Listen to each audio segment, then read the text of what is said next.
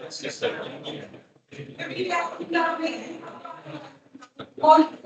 děkujeme, že jste si udělali ve svém současné době asi nejnapnatějším období ve škole čas a přijeli jste sem za náma na pedagogickou fakultu. Já jsem Petra Karvánková, tady z katedry geografie a asi po tady ještě někde probíhá tam vzadu pan doktor Blažek, divák, kteří jsme vás neustále uváněli a psali a moc děkujeme, že jste dorazili a že si dnešní den doufám společně užijeme. Zároveň strašně moc děkuji všem akademikům z různých univerzit a všem zástupcům nakladatelství, kteří jste uvolili a přijeli sem taky za námi. Těším na celý dnešní den a na náš celý program. Takže už nebudu zdržovat, ať se můžeme zahájit a rozjet. Nejlepší to vypadá, že jsme taky pozvali ty opraváře té cesty, kteří opravdu pracují téměř 24/7. Takže celý týden, ať chcete kdykoliv vyběhat, tak za to se omlouvám, že vždycky nás to bude trochu rušit. Oni vážně nejdou snad ani na oběd. Přemýšlel pan doktor Blažek, že jim zkuší koupit pivo, my jsme si dali pauzu, když máme konferenci, tak za to se omlouváme. A velice ráda bych přivítala paní docentku Poldovou, děkanku pedagogické fakulty a děkuji za pár minut slov na úvod.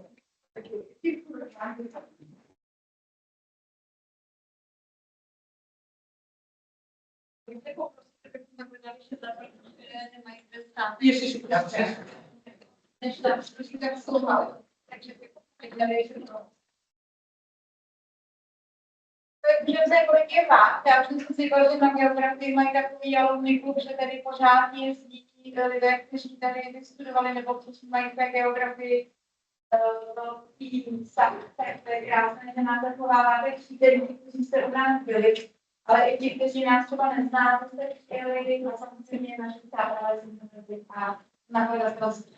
Já jsem autorkou učebník z nakladatelství práv, jsem ráda, že zrovna vás přijel pozvání na naše konferenci.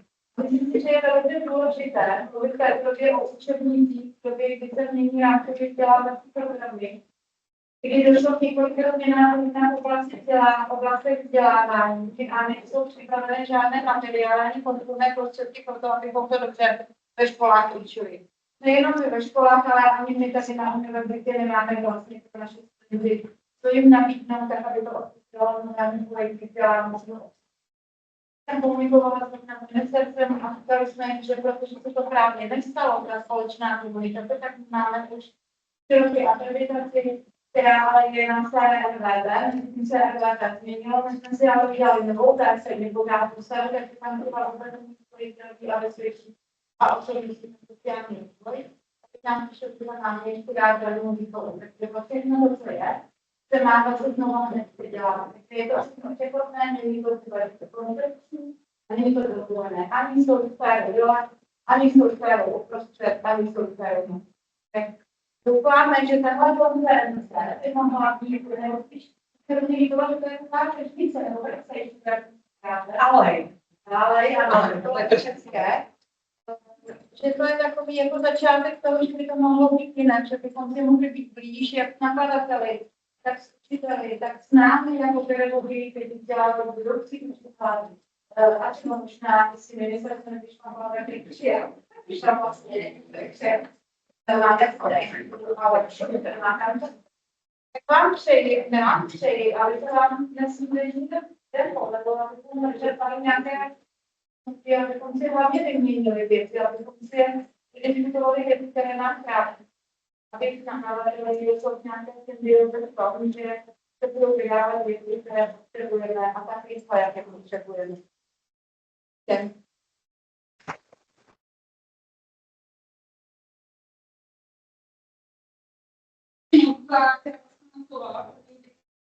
A zároveň si dovolíme rovnou pozvat našeho prvního hlavního speakera, jímž je náš kolega, pan doktor Lukáš Rkost z katedry biologie.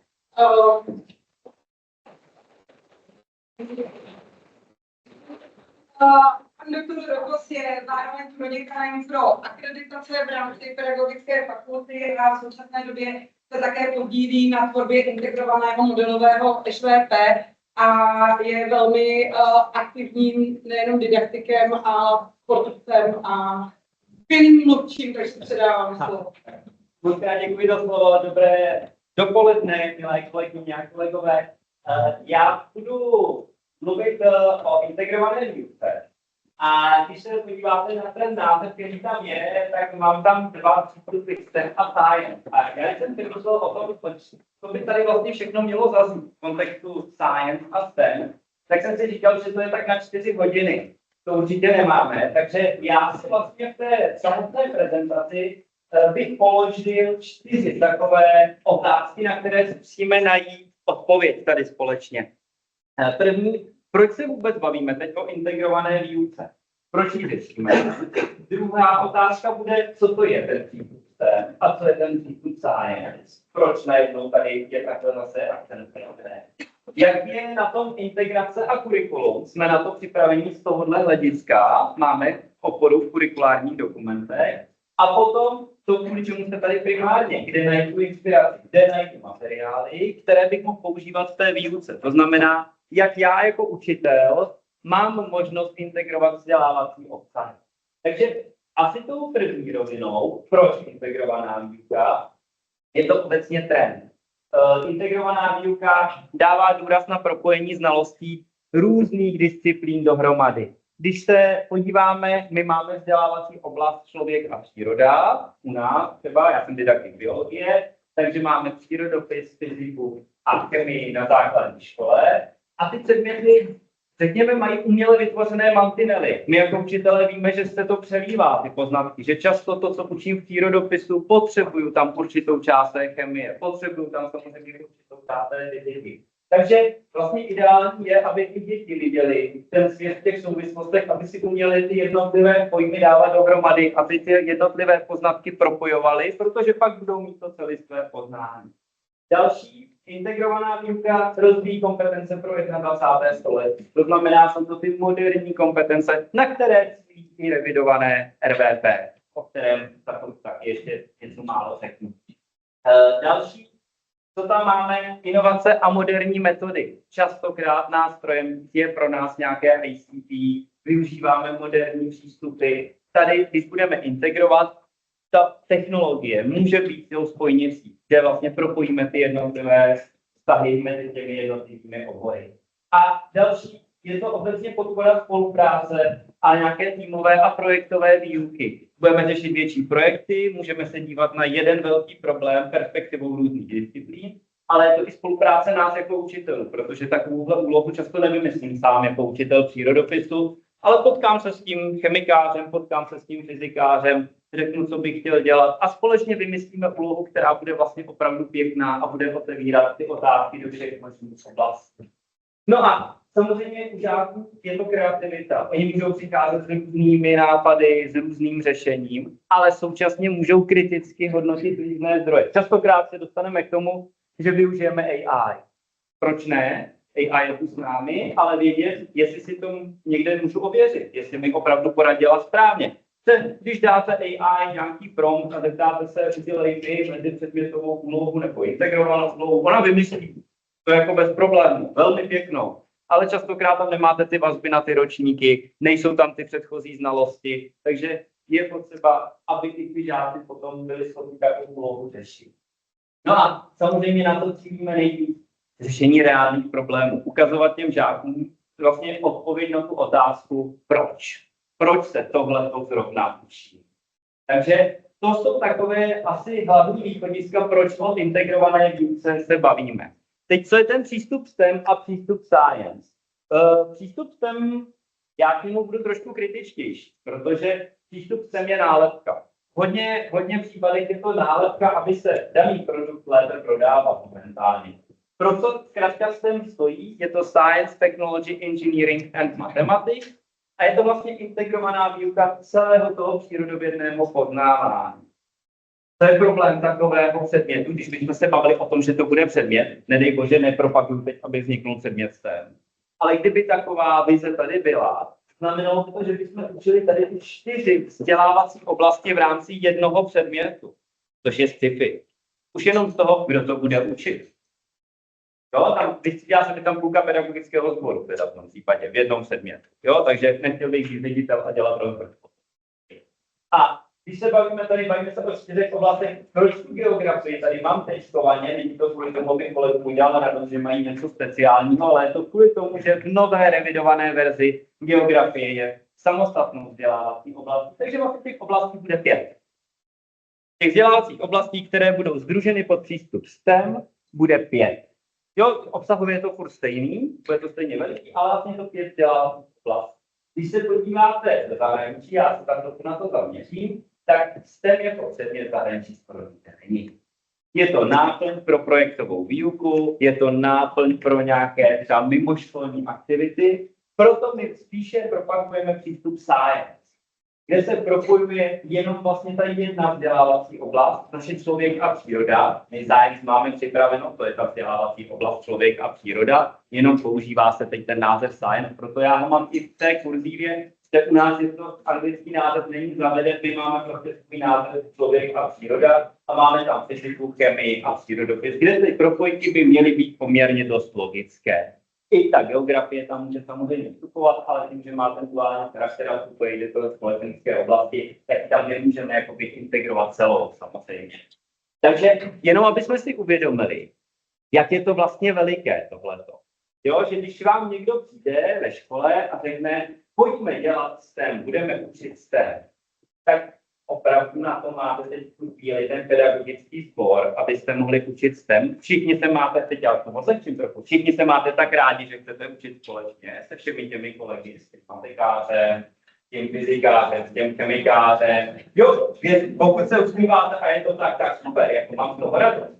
Jo, ale pokud tam budete mít někoho, kdo rovnou přijde s tím, tohle nejde, a tady nemůžeš tohle učit, to ještě tady tohle to nejde, tohle to ještě neumí. Místo toho, aby se hledalo, jak dělat, aby to šlo, tak asi narazíte s tímhle tím přístupem. Paní docentka Koldová, která mluvila před chvilkou, my společně tady se téhle problematice hodně věnujeme. A vlastně, abych já mohl mluvit o STEMu, já ji potřebuji vždycky. Protože moje matika je někde tady. A když ona bude stát vedle mě, tak moje matika bude furt tady, ale budu se cítit tady. Jo, to znamená společně vím, že jsme schopni navrhnout ty úlohu tak, aby byla matematicky správná, že si jsme schopni vypomáhat. Takže i pro ten přístup je to zásadní jedna věc, máte možnost učit třeba v tandemu. Pokud ano, zase integrovaná výuka je skvělá v tu chvíli pro tohleto, protože se můžete navzájem nějakým způsobem doplňovat. Paní docentka tady mluvila o tom, že napsala učebnice, ale ona je i hlavní editorkou jedné významné publikace právě o STEMu.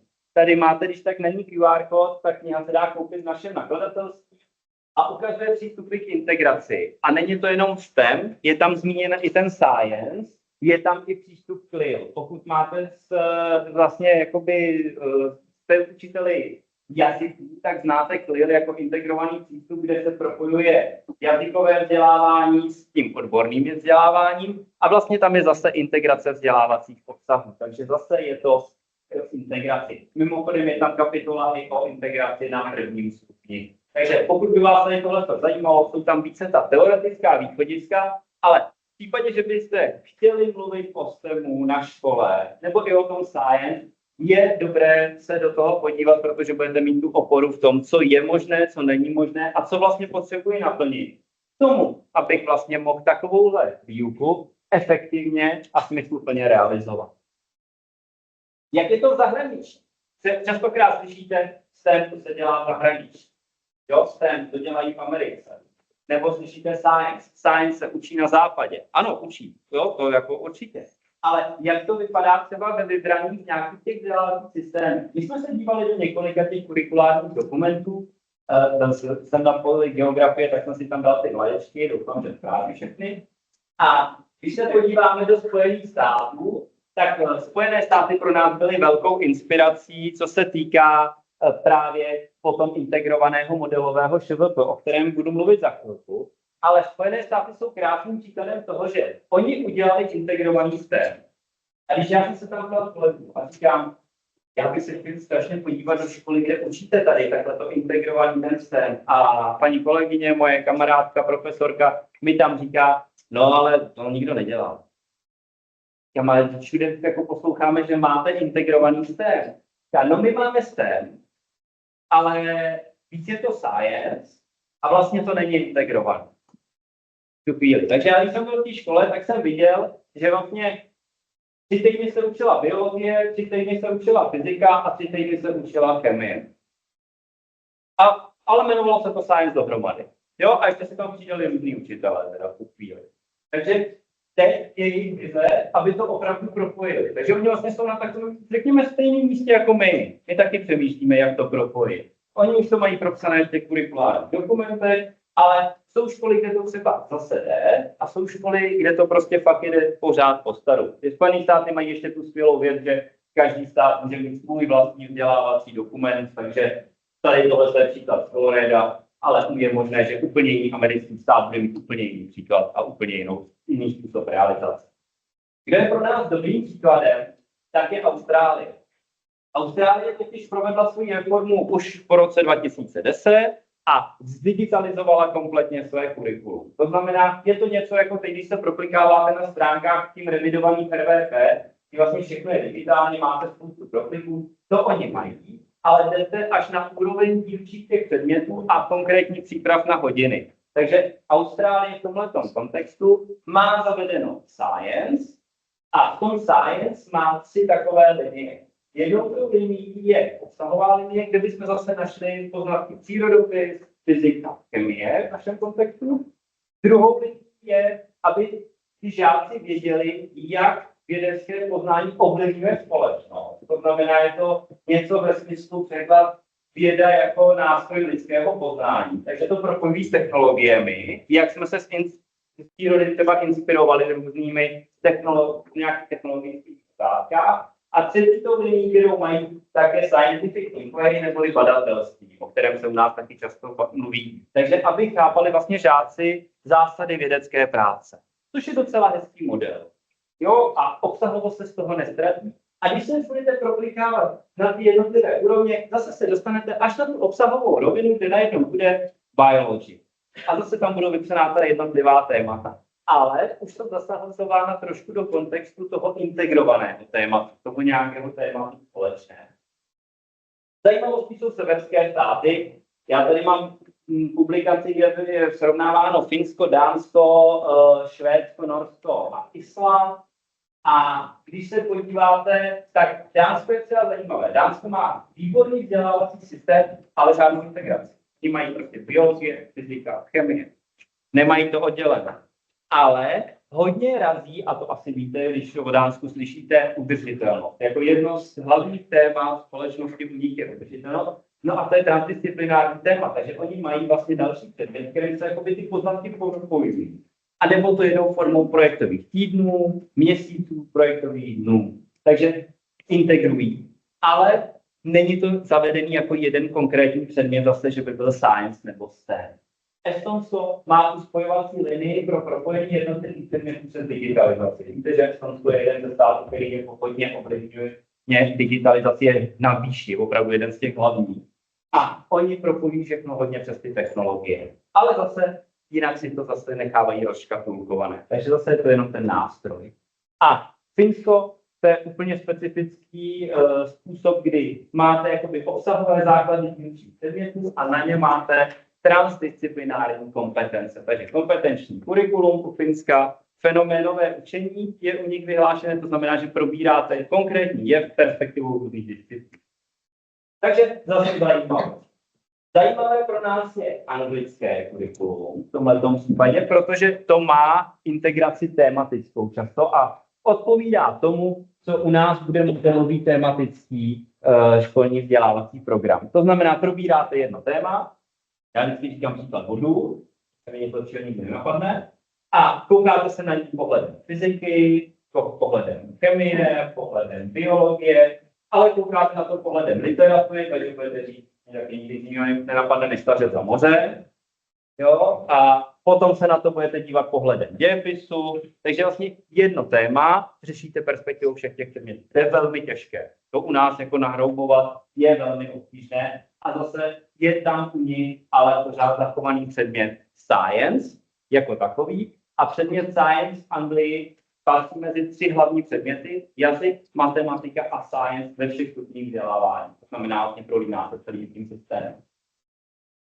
Vzdělávací systém, který já mám rád, nebo kurikulární dokument, který mám já asi nejradši, tak je tenhle ten poslední. V léčku jsem hledal dlouho, to mám správně, je to Ontario jako provincie Kanady teda. A co se týká Ontaria, Ontario má totiž ve svém kurikulárním dokumentu zmíněný ten STEM. Ale je tam krásný dovětek. Pokud na to máte na škole podmínky, dělejte ho. Pokud je tam nemáte, nemusíte. Jo, takže vycházíte z toho, jaké jsou ty možnosti, ale ten směr, jak to jde dělat, je nastíněný v tom kurikulárním dokumentu. Mimochodem, jako další integrující téma je tam finanční gramotnost a jako další integrující téma jsou tam zase ty badatelské dovednosti. Takže je to vlastně několik linií, kterých můžete integrovat. A co se týká konkrétních výstupů, Ontario už má, když se budeme bavit na úrovni očekávaných výsledků učení, integrované očekávané výsledky učení. Už to nejsou ty výsledky za biologii, za chemii, za fyziku, ale už se to tam propojuje. Už je tam vidět, že propojí znalosti fyziky, chemie třeba dohromady. Už je to přímo v tom výsledku. Tak to je jenom takový jako malý přehled. Ale proč jsem vám tady o tom vůbec mluvil? Hlavně kvůli tomu, že z těchto těch, kde jsme se o nich bavili, žádný nemá STEM předmět. Jako STEM předmět, samostatný, který by tam stál, který by tam byl pevně zakotven. Druhá věc, většinou je to přístup, který umožňuje vybraná témata nějakým způsobem propojit, anebo směřuje k rozvoji konkrétních kompetencí. To je třeba to badatelství. Jo, ke konkrétním kompetencím vede a dělá se to třeba formou nějakého projektového dne. A důležité je tady, že sice tam ta integrace je zmíněná, ale ve většině případů probíhá klasicky v oddělených předmětech i ta výuka těch dílčích předmětů. Prostě pořád mít ten svůj přírodopis. Protože to témata, na které se často potřebujete podívat jenom tou perspektivou toho přírodopisu, abyste mohli pak zasadit třeba do toho kontextu, tak já musím vysvětlit tu podstatu toho pohledu toho jednoho předmětu a pak to můžu zasazovat do těch širších kontextů. Tak, jak je to s tím kurikulem u nás? RVPZP, vzdělávací oblasti. My jsme mohli integrovat celou dobu.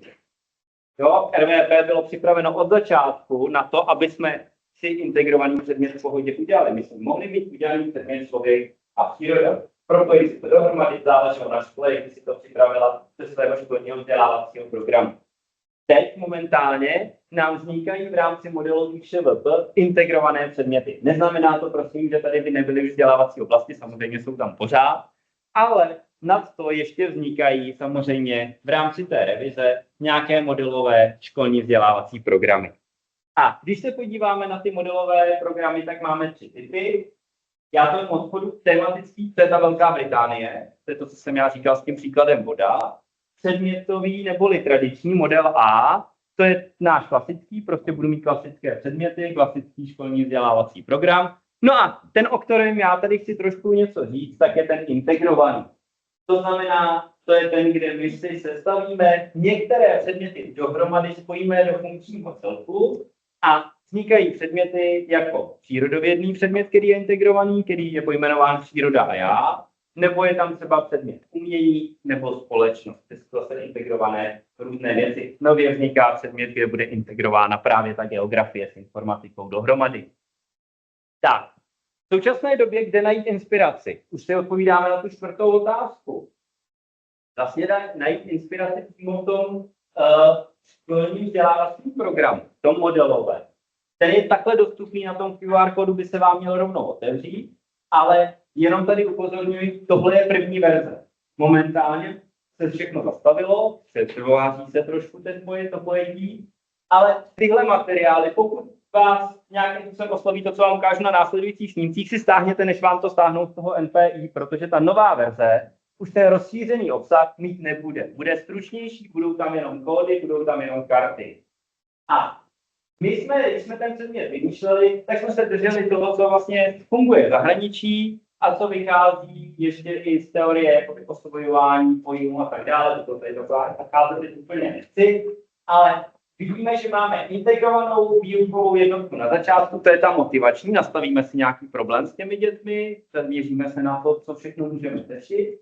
Pak probíhá paralelní výuka, kde jsou vlastně klasické předměty fyzika, chemie, přírodopis a na konci je prostě závěrečný blok, kde to všechno dáme dohromady, ukážeme si ten svět v souvislostech, děláme nějaký složitější a tak dále. Tohle, když někdo si chtěl o tom víc popovídat, určitě budeme mít prostor v kuloárech, rád to vysvětlím, teď bych tady nad tím strávil strašně času a je to popsané v tom dokumentu, který jste si tam mohli stáhnout. Důležité je, že my jsme koncipovali ten předmět do takzvaných karet. Pro každý ročník máme 4 karty, pro sedmičku máme 5, ale pro každý ten ročník máme 4 karty a ty karty jsou už nějakým způsobem tematicky připravené. Momentálně je tam většinou zkušující nějaké téma. A v těch kartách jsou samozřejmě napsané kompetence, které si osvojí ty žáci, průřezová témata, jaké učivo byste tam mohli učit a tak dále. Ale vlastně naší takovou jako hlavní myšlenkou, když jsme to připravovali, byla ta věc, že jsme tam dali i možné náměty pro toho učitele, co by vlastně teda mohl jako reálně využít v té výuce. A to nejsou jenom ty kódy, jaký naplní očekávaný výsledek učení, kde si odpajkuje, co ty žáci vlastně jako by se naučili. Ale prostě jsme tam dali, jak by mohly znít ty motivační otázky. Jaké třeba jednoduché video může pustit, aby si s nimi o tom začal mluvit. Někde jsme dovytvořili pracovní listy. Takže někde si tam najdete třeba materiál, který budete moct využít. Prosadili jsme to, že je to ve Wordu na těch webovkách, takže když půjdete na ty webovky ve Wordu, můžete si to editovat, takže si ty pracovní listy můžete promazávat, upravovat a tak dále. Takže proto ve směsu upozorňujeme na to, ještě dokud to tam je, ještě si to radši stáhněte, kdybyste o tom měli zájem potom, když to využít, tak napište, my vám to rádi nasdílíme samozřejmě. A my jsme vždycky postupovali tím, že máme nějakou motivační úlohu, která má být ta, která je jasné. Takže třeba tady s kolegou fyzikářem jsme vyrobili úlohu, že si vytvoří vlastně jednoduchý tlakoměr a měří hydrostatický tlak. Sami si ho vyrobí ty děti v rámci nějaké motivace a budou si měřit různé hodnoty. A je tam k tomu takhle udělaný už ten pracovní list. Takhle, jak to promítám, tak to tam přesně najde. Potom u některých úloh jsme dali průběžnou úlohu. Průběžnou úlohou je, že ty žáci sbírají data, když probíhá ta výuka paralelně, to znamená mají tu fyziku, chemii a tak dále, tak si můžeme sbírat nějaké informace, o čem se budou bavit na tom závěrečném setkání.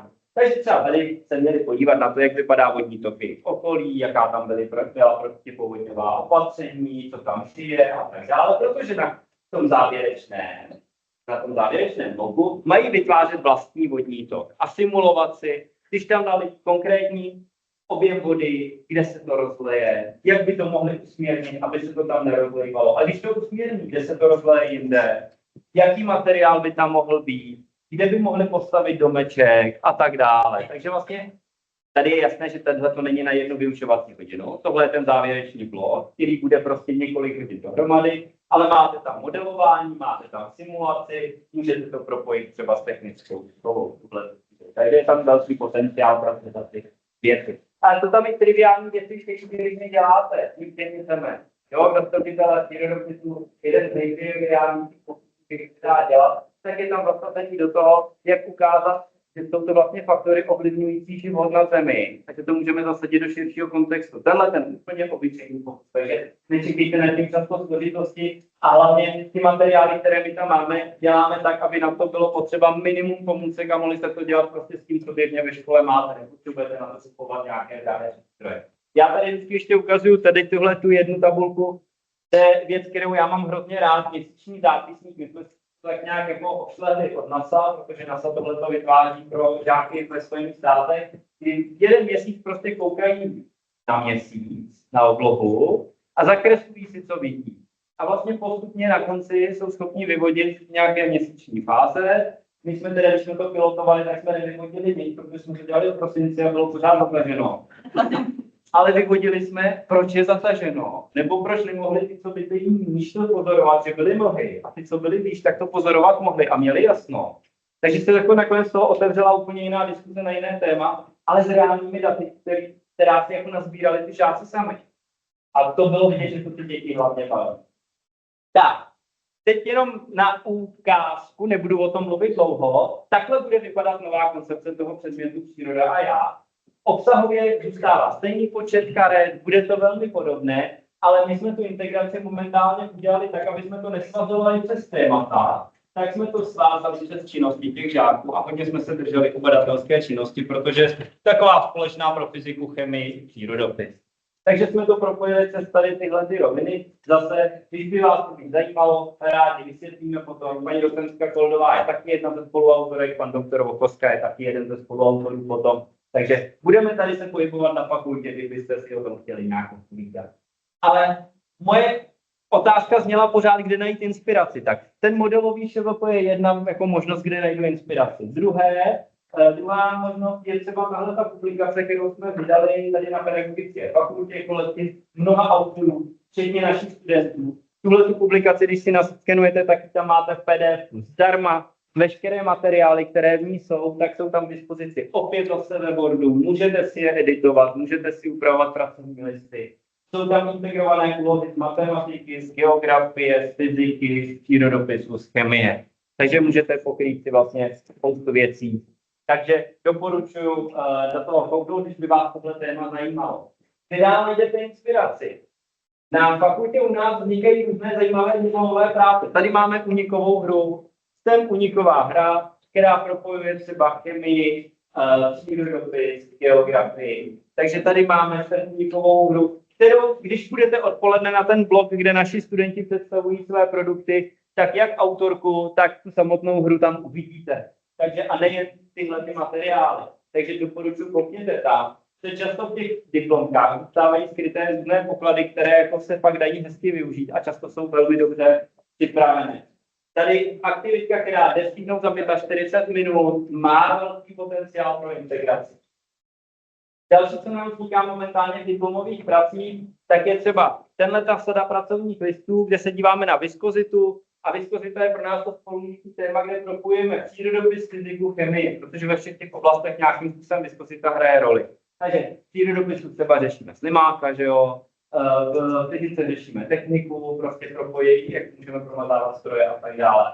V chemii zase řešíme jednoduché pokusy tam.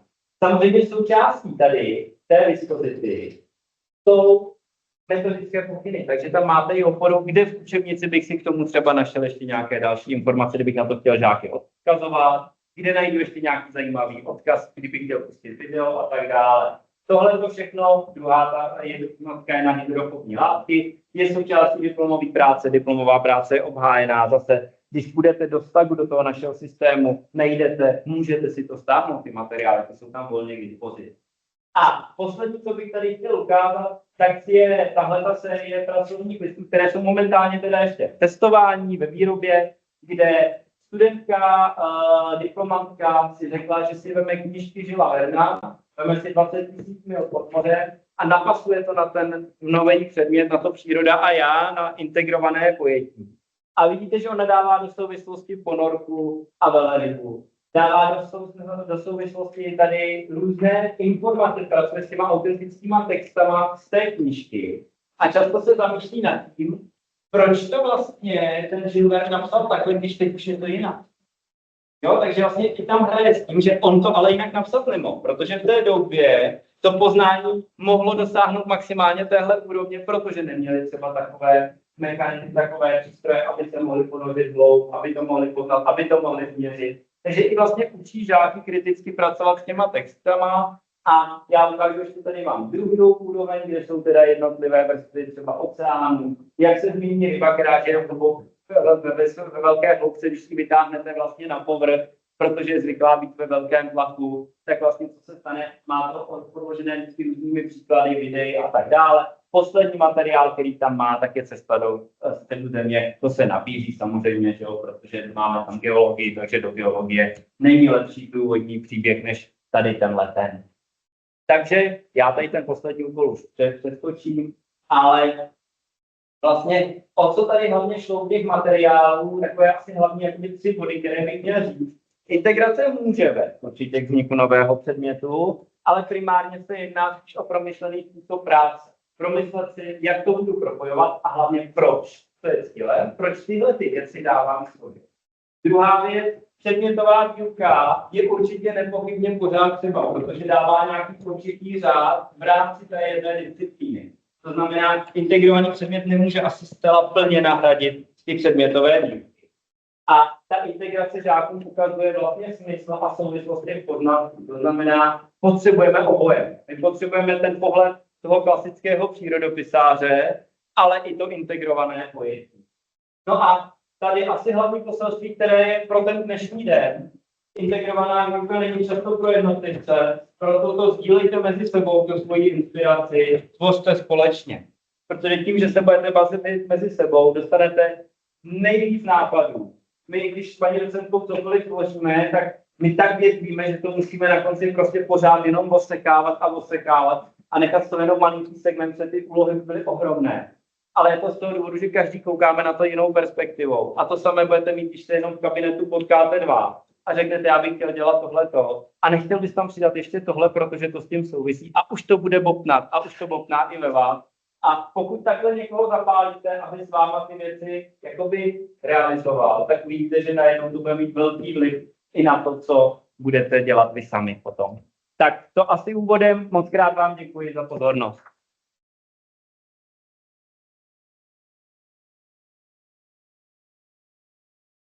Kolegovi, já jsem tak zapálená z toho, že jsme se tady dneska vyšli, že jsem úplně zapomněla vám trošku jako připomenout tu strukturu toho programu a hned jsem jako prostě jsme šli na to. Takže já ještě než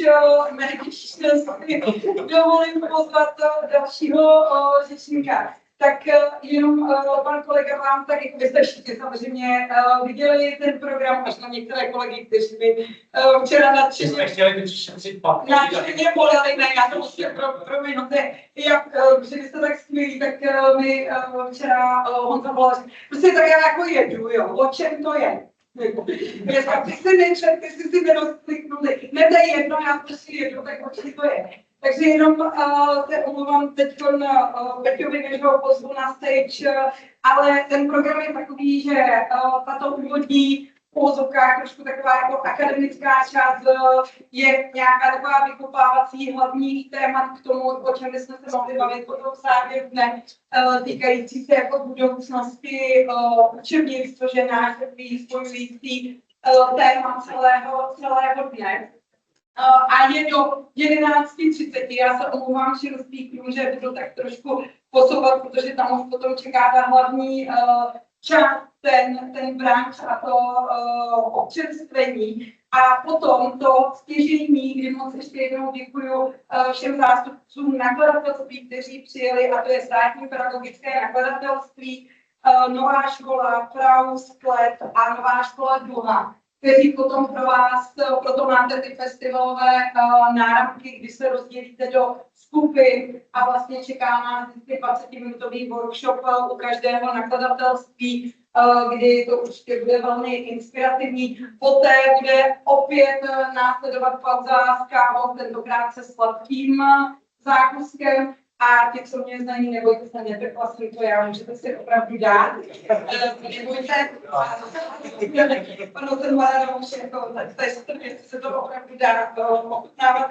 A potom jsme právě pozvali naše studenty, téměř už absolventy, kteří mají vytvořené řadu z těch výukových aktivit, které jsou použitelné v praxi, protože jsme chtěli, abyste si mohli i něco odvést přímo do praxe a klidně podle toho zítra učit. Takže potom máme od nějaké půl-třetí studentský inovační hub, který bude hlavně tady na Chodbě, kdy moje představa je, že s tou kávou i s tím dortíkem si budete podívat na dílčí stanoviště a oni vám budou velmi rádi za vaše cenné rady z praxe, ale i já doufám, že třeba pro vás to bude inspirativní a můžete si nějaké náměty do výuky přímo odnést. A potom ve 4 hodiny takové to na závěr uzavření, závěrečný kulatý stůl, kdy na hodinku, kdybychom si řekli ty hlavní závěry a jak to krásně posuneme z celého dne. Takže ještě jednou se omlouvám, že až po Lukášovi říkám program, ale děkuji moc Lukášovi za úžasnou přednášku.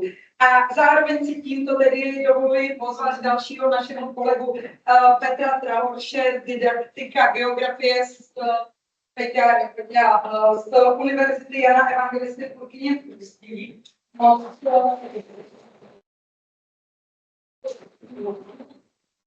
Zároveň aktivního pana učitele z základní školy v Teplicích.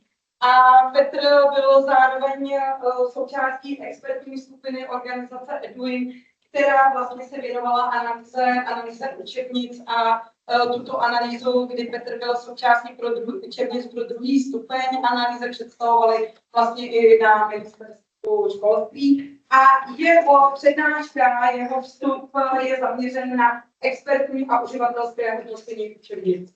Teď moc děkuji. Tak, dobré dopoledne. Já velmi děkuji za představení a za pozvání na jejich Čech. Jsem tu po druhé v životě, takže tu je určitě jako přínos, že vlastně vidíme, kde se vzdělávají učitelé na jihu Čech. Máme to tady jako strašně krásný a vlastně jako píše závěrky. Já to jako řečeno vlastně působím jako akademik didaktik geografie, ale zároveň učím i na základní škole, takže si myslím, že mám nějaký dohled do té školní praxe, a vlastně z toho vychází i téma, které tady budu prezentovat, a to je právě jakoby hodnocení učebnic. Částečně jako cílem té prezentace bude, abyste se na ty učebnice pokusili podívat trochu jinak a trochu jinou optikou. Protože vlastně třeba z našich zkušeností i třeba jako z některých výzkumů jako vyplývá, že učitelé v České republice, především ti aprobovaní, učebnice geografie téměř nepoužívají. Nevím, jak to máte vy, chcete si zhodnotit sami jako pro sebe, ale vlastně obecně ten trend je takový, že vlastně učitelé geografie, jak říkám, ti aprobovaní zpravidla, učebnice používají velmi málo nebo vůbec a spíše si vlastně tvoří nějaké materiály. Jiná otázka je to pak samozřejmě u těch neaprobovaných, ale to je trošku jako jiná kategorie. Přesto ty učebnice tady s námi jako jsou, existují. Naprostá základní škol je má ve své výbavě, propůjčují je žákům. Takže možná jako v některých případech je to škoda, že ty učebnice jako leží ladem, a mohli bychom jako učitelé se nad tím trošku jako zamyslet a třeba některé právě jako část k tomu využívat. Tak, úvodní obrázek. Já se přiznám, že to mám hodně zaměřený na vizuály, protože i třeba jako odborně v tom trošku jako pačím. Takže vlastně jsme hodnotili vlastně řadu vizuálů, takže tam bude ukázka několika obrázků. Velmi často se udává, že obraz řekne více než jako 1000 slov. Jo? Ale vlastně někdy jako učitelé si jako položíme otázku, co když tomu jako tak není. Jo? Někdy a možná i střílem do vlastních řad a vlastně jako předpokládáme od těch žáků, že tu vizuály názornou, podle nás kvalitní, chápou, že tomu rozumí, ale vlastně pak, když náhodou někdy jako jdeme do hloubky, a nebo třeba v rámci výzkumu jsme šli do hloubky, tak jsme zjistili, že vlastně ta vizuály nemusí být vůbec pochopitelná a to by možná mohly dokázat tyto dvě schémata průběhu vodního toku, které jsou orientovány jinak. V jednom je jako řada jako odborníky, to druhé vlastně se tváří, že by mohlo být kvalitní vlevo, ale přesto vlastně, když se ptáme žáků, tak se tam dopouští několika chyb, které za chvíli řeknu. Tak, učebnice vlastně jako můžeme chápat jako skryté kurikulum. Učitelé velmi často vlastně podle něj vytváří hodiny, někdy dokonce vlastně jsou podle učebnic koncipovány celé školní vzdělávací programy. A vlastně zároveň někdy těm žákům vlastně poskytují jako domácí jako přípravu. Ta učebnice se skládá z několika složek, velmi jako jednoduše, stručně, je to nějaká textová část, která pro nás jako učitele bývá velmi důležitá. Druhá ta část, která je nejméně důležitá a na kterou je to více zaměřena tato prezentace, jsou právě vizuály, co ten žák jako vidí a a vlastně doplňují ten text a nějakým způsobem ho znázorňují například. Pak tam jsou všechny úlohy, které jsou neméně důležité, a pak určitě to uspořádání, protože právě když třeba tvoříme ty přípravy, tak vlastně díky tomu uspořádání si trochu jako říkáme, co je jako asi důležité, co bychom těm žákům měli přidat, a co naopak třeba jako důležité je méně a co třeba na té základní škole nebo na střední škole by nemuselo být vlastně více tak akcentováno. Jo? To hodnocení, jenom jako nějaký teoretický bod, můžeme jako rozdělit na nějaké expertní a uživatelské. To expertní je z pohledu vlastně akademiků, částečně ale i učitelů, protože učitelé mají takovou jako jedinečnou jako pozici, že jsou zároveň vlastně už jako experty, ale zároveň jsou uživateli, protože s těmi učebnicemi pracují. Takže ten expert se kouká, jak je ta učebnice dělaná, jakou má strukturu, jaké má funkce a tak dále. Ale vlastně ten uživatel už vlastně kouká na to, jak se s tou učebnicí pracuje. Jo? Jak se s tou učebnicí pracuje, jestli vlastně ten žák tomu rozumí, jestli vlastně ta učebnice nevytváří nějaké miskoncepce a tak dále. Tak, já to možná naklikám rovnou. Vrátíme se k tomu schématu. A vlastně, abychom si uvedli ten příklad rozdílu mezi expertním a uživatelským, tak vlastně to expertní vlastně můžeme hodnotit podle nějakých kritérií, podle kterých jako si myslíme, že ta vizuálie by měla být kvalitní, takže by měla mít nějaký titulek, měla být čitelná, názorná, jo, esteticky přitažlivá, protože třeba ty výzkumy ukazují, že pokud ten obrázek se žákům líbí, tak ty žáci jsou ochotní s ním pracovat. Pokud se ten obrázek jim esteticky nelíbí, znamená je ošklivý, tmavý, jsou tam ošklivý barvy, tak ten žák jako od toho dává více pryč a už s ním pracovat jako nebude a už pak jako ho ani moc nezajímá, jestli je jako odborník správný. Tak, a to uživatelské hodnocení, jak jsem říkal, už se ptáme jako těch žáků a vlastně pracujeme s těmi žáky a vlastně tady si můžete jako přečíst třeba dvě taková velmi častá tvrzení. Horní tok je na horách, jo? Dolní tok je v nížině, jo? A to je přesně ta interpretace vlastně toho obrázku, která může být přesná, může být ale jakoby zavádějící. Jo? Spíš jako ta druhá, tam opravdu to směřuje k té jako miskoncepci nějaké horní tok je nahoře obrázku, takže on vlastně jako čte obrázek, ale už to jako nepromítá do těch jako geografických jevů a procesů. Tak, pojďme si ukázat vlastně nějaké zásadní jako výsledky z toho expertního hodnocení. To expertní hodnocení jako můžete chápat, jako, že to je nějaké jako rentgen učebnice. My se jako nekoukáme na nějaké papíru, je to vytištěné, když i to hraje roli jako v praxi, že? To víme.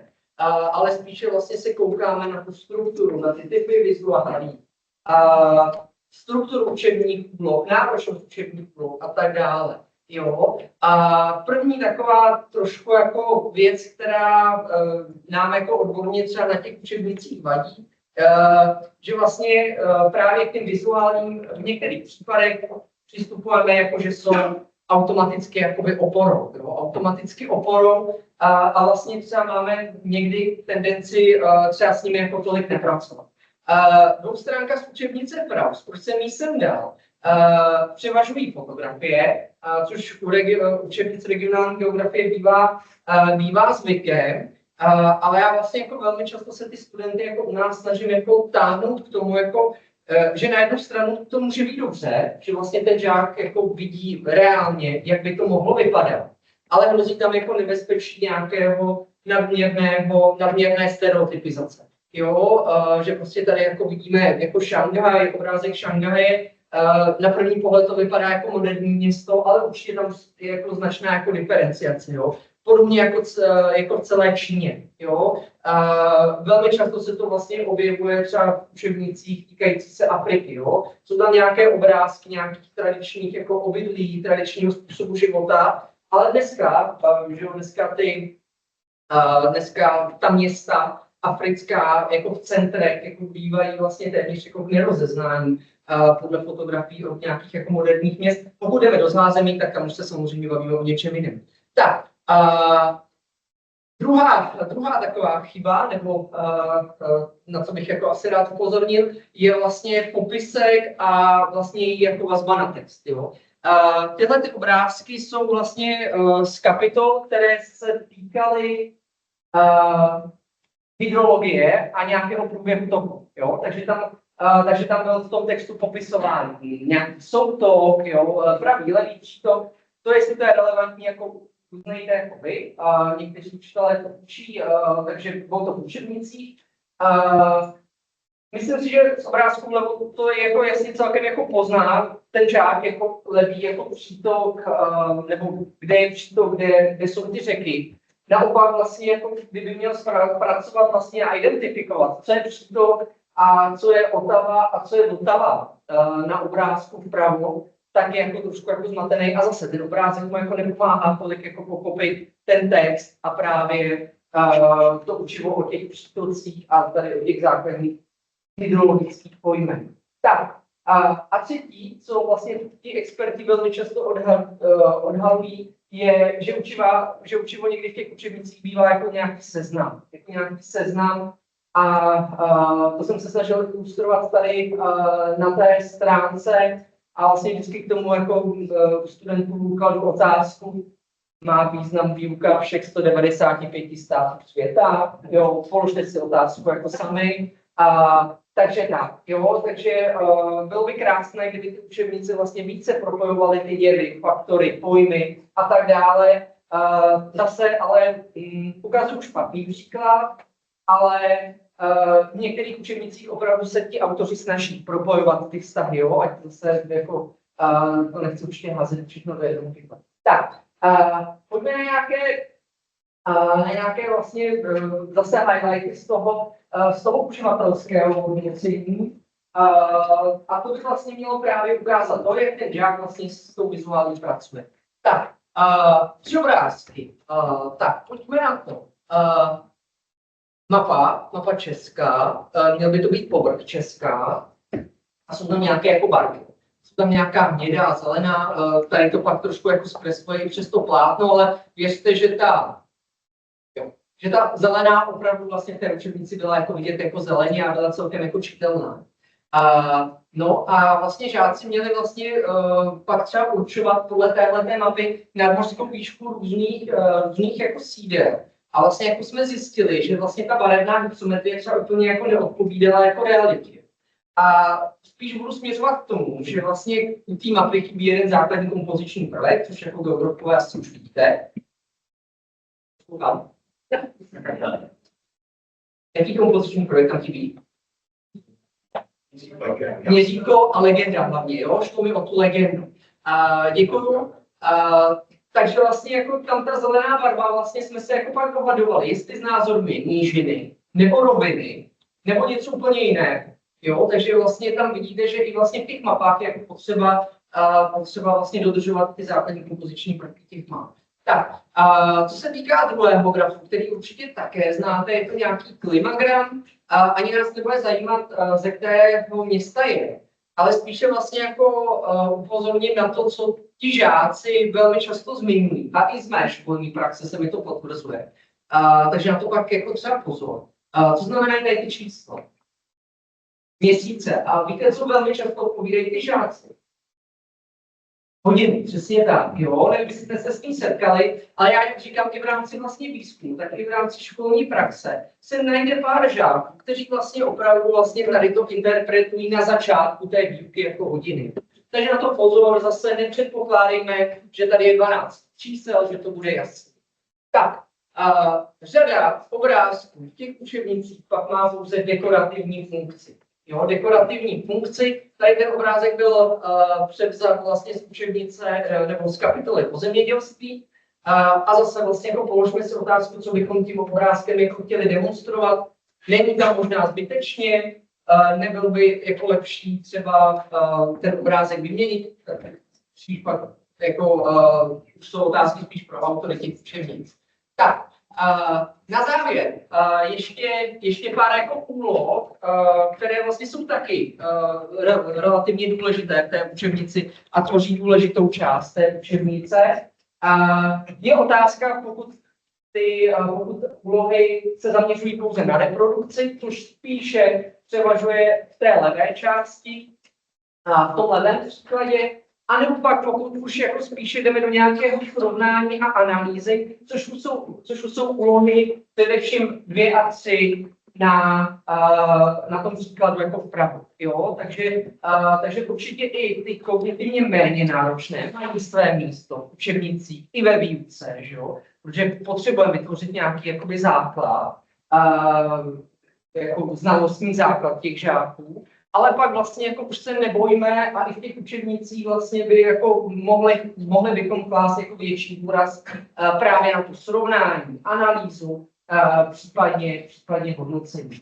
Tak, na závěr, učebnice jako určitě může pomáhat. Já jsem tady spíše ukazoval negativní příklady, ale vlastně v těch učebnicích je řada pozitivních příkladů, které ve výuce lze využít.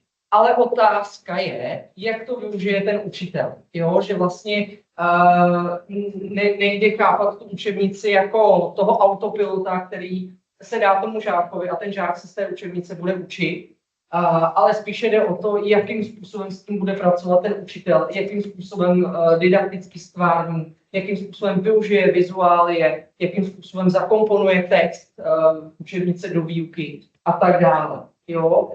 Takže vlastně jako asi určitě po těch učitelích jako nikdo nebude chtít, aby učebnici kopírovali od A do Z, ale vlastně, aby z toho vytahovali ty věci, které se hodí pro třeba tu vaši koncepci výuky. Jo? Každý má jinou. Tak, a to jsem se snažil i zároveň to sdělení poselství demonstrovat tady tím obrázkem. Moje kolegyně, se kterou sedím v kanceláři, kolegyně doktorka Kučerová, ráda kreslí žáby. A tohle nakreslila právě pro přednášku cvičení z didaktiky geografie, kterou máme zaměřenou na učebnice. Jo? Takže učebnice není jako Bible, vybírejte z toho, upravujte z toho, inspirujte se, ale vlastně máme tam ten didaktický prostředek, tak ho klidně jako nebojíme se využít. Jo, zkusil jsem pro vás, nemám to tak praktické jako kolega, takže vám nedávám žádné vlastně zdroje a tak, ale spíš jako na závěr jsem se snažil jako definovat 5 otázek, které by vám mohly pomoct, když se budete rozhodovat, jestli tu stránku, tu kapitolu využít nebo ne. Takže jestli ten žák, co z toho má pochopit, která vizuálie nese tu informaci důležitou, jak to souvisí s textem, jo, jaká je tam provázanost těch témat a těch základních kompozičních prvků, jestli ta úloha, kterou třeba budete chtít zadat, nutí toho žáka jako přemýšlet právě v rámci toho srovnání, analýzy a tak dále, anebo jestli tam hrozí nějaká nebezpečí, nějakých miskoncepcí, nějakých mylných představ, což velmi obtížně vlastně bych řekl, že ty učitelé obtížně jako odhadují, ale určitě něco odhadnout lze. Tak, to je závěrečné poselství. Učebnice určitě není cíl výuky, ale je to jenom ten prostředek, o tom jsem mluvil před chvílí. A protože kolegyně Petra říkala, že nás bude hnát, tak já to nebudu zdržovat aby měli čistý další. Takže děkuji za pozornost. Budu se těšit, určitě s vámi se s někým dám do řeči, takže jsem zvědavý i na odpoledne, jak bude dál. Ale jste říkali, že to bude mít, takže to se těšíme. Tak, děkuji za pozornost.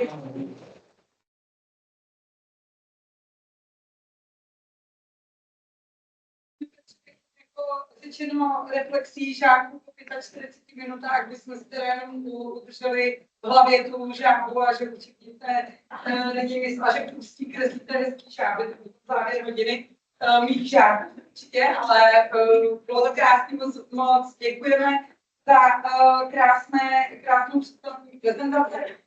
Já bych teď ráda přivítala dalšího z našich speakerů, našeho drahého kolegu Matěje Brnala, pana doktora z Univerzity Karlovy.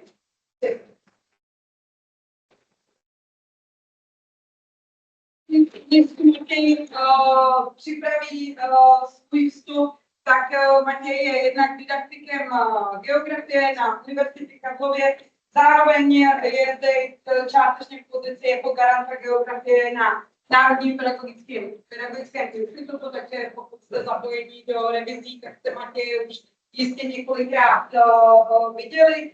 Zároveň je to aktivní učitel na základní škole v Nedvořicích v okresu Benešov. A dále je visiting research. Yes, okay. In University of Galway v Irsku a zároveň je i externistou na katedře geografie Pedagogické fakulty. Takže prostě muž mnoha zaměstnání a můžeme to vidět i v jeho práci. Takže velmi ráda předávám slovo taky stage 2. Ten moc děkuji teda za bod, který je trošičku spolky s kolegou, teda s kolegy Trauče, s Primál Rybí, protože tady budu říkat, to bude možná kopírovat i to, co se Petra, to vlastně dáno tím, že já tady budu mluvit ten proces posuzování učebnic na národní medicíně, servisní organizací, protože ministerstvo školství sice garantuje rozvoj řízení, ale dělá to národní jako garant geografie. A já tady vlastně nechci mluvit dneska o tom vlastním procesu jenom. Zároveň tady nechci mluvit tak, že to, co tady řeknu, se dá víc, zapsat, vychodit a podobně. A brát to jak nějaká vedlanice. Ale chci vám tady ukázat několik pohledů, které vlastně souvisí s tím, jak jsem byl představen. Protože já ve své profesi každý den vlastně jsem průsečíkem několika pohledů, které na to můžeme mít. Jednak jako tvůrce nebo spoluautor RVP za geografii, kde teda mám spoustu skvělých kolegů, kteří mi pomáhali, aby si nepřihlasovali jejich práci. Ale jako vlastně člověk, který se podílel na tvorbě toho geografické části kurikula, zároveň měl vhled do toho, jak bylo se do kurikula. A člověk, který zase každý den jdu svým před těmi dětmi, podobně jako někteří z vás, a přivádí do té praxe. Zároveň jako člověk, který se setkává s těmi budoucími učiteli a vnímá, jakým způsobem oni v tom uvažují. A zároveň i jako člověk, který kdysi dávno podílel na jedné učebnici a ten vlastně se těmi nakladateli nějakým způsobem utkává a vnímám i jejich nějaké problémy, a podobně. Vlastně chtěl bych tady jako ukázat různé úhly pohledu na to, co to doložkové řízení vlastně je, jak si ho zařadit, jak si ho chápat, jakou roli plní, jak probíhá, s čím se tam který rozhoduje o udělení nebo neudělení té ručky, počítá, jaká rozhodnutí dělá. A zároveň bych tady ten svůj dobrá jako icebreaker. Takže dotknu se asi každého z vás, protože každý z vás nějakým způsobem do toho pocítí jako jedný. Který vám na svým červenci do té hlavy, že odpoledne budeme mít ten kulatý stůl, opravdu se tam otevírat téma, tak si velmi důležitý. Aby vy jste přišli tím pohledem, ale s advokáty té vaší profese nebo toho, co vlastně do toho procesu vnáší. A budu za to strašně moc rád, že ten proces je jasně daný, ten formulář, který my používáme už je schválený ministerstvem, ale není neměný. A jak říkal náš bývalý prezident Zeman, jenom hlupák opakuje své chyby, citoval ty různé změny názorů, tak ale my to tak vnímáme, že my chceme opravdu naslouchat tomu terénu a my opravdu chceme ten proces kvalitňovat. Chceme zachytávat přesně ty nedotahy, chceme zachytávat ty věci, které se budou opakovat a objevovat, aby až se to budeme dělat ve svých řízených učebnicích za 5 let, aby jsme věděli, co se tam dá dělat jinak, v případě, jakým způsobem to doložkové řízení musí zkvalitňovat, že to byla opravdu kvalitní učebnice, která, jak tady mám titul od ministerství, tak kultivaci dělávacího procesu, té kultivaci toho dělávacího přispívala. Tak, teď jsem znovu úplně na začátku takový graf, který vlastně ukazuje, kde podle mě ta učebnice je. Tady máme ten základní dokument, tady máme někde mezi tím HPP, tady máme učitel, takže tady máme nějakou konzolidační transformaci, tady se dostáváme k té psychologické transformaci. To znamená tomu, jak ten učitel ten vzdělávací obsah do té hodiny převádí. A mezi tím učitelem a tím žákem je někde ta učebnice. To znamená, tady říkal Petr, oba dva jsou ti uživatelé. Tady to je odborník, tady to je ten člověk, který si spojuje názor na nějaký konkrétní obraz světa. A teď role té učebnice samozřejmě je všelijaká. Pro začínající učitele ta role samozřejmě té učebnice může být celá zásadní.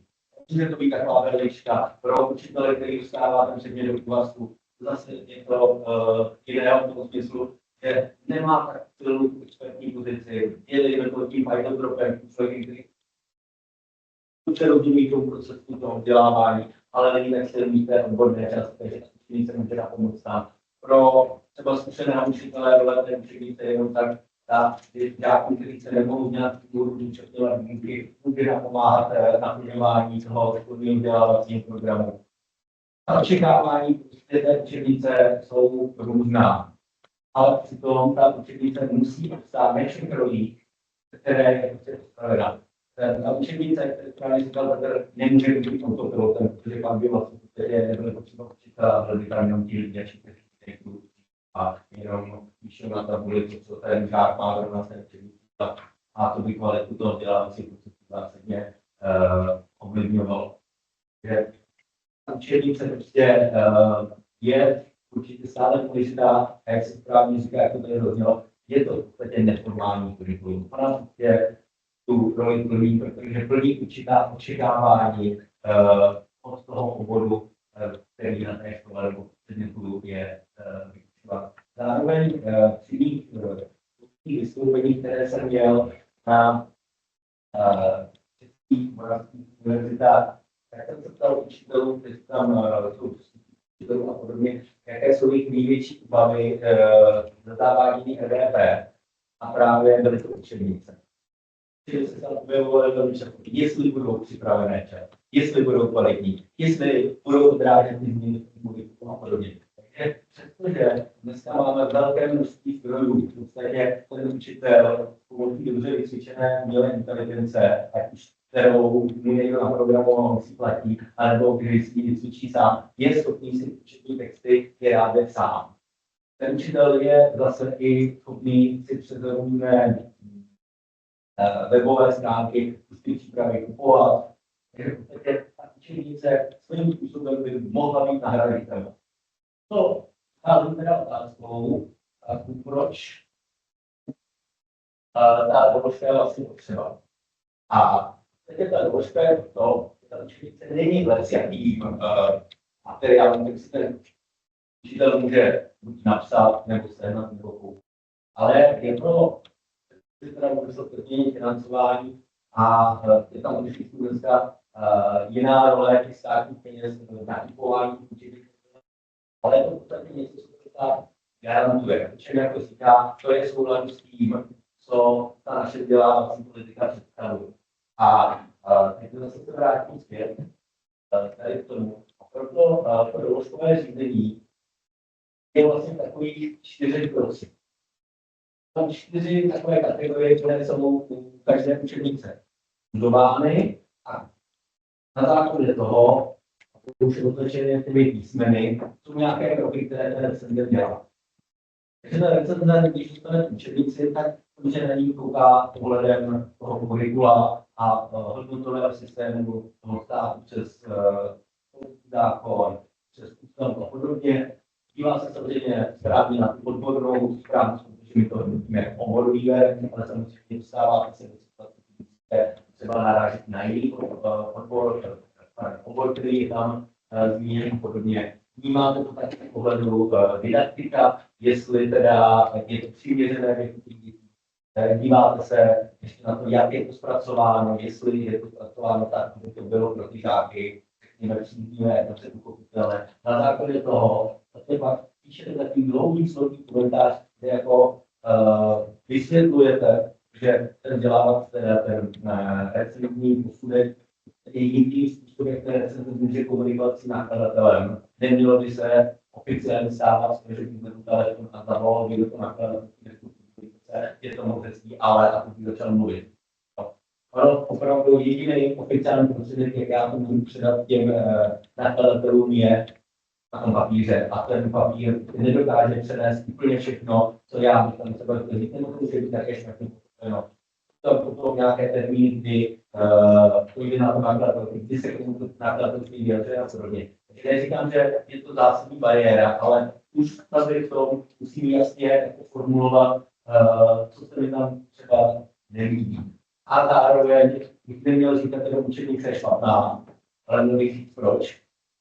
Teda jsem původník, měl bych dát nějaké doporučení. Samozřejmě, když dávám doporučení, pouštím se na ten dílet, to může vypadat stejně, jiná stane, musí to být podle mě. Ale zase je důležité ukázat nakladatelství, jak danou problematiku chápat, jak se uchopit jinak a jak ji uchopit tak, aby bylo možné se vejít do těch hodnotících kritérií.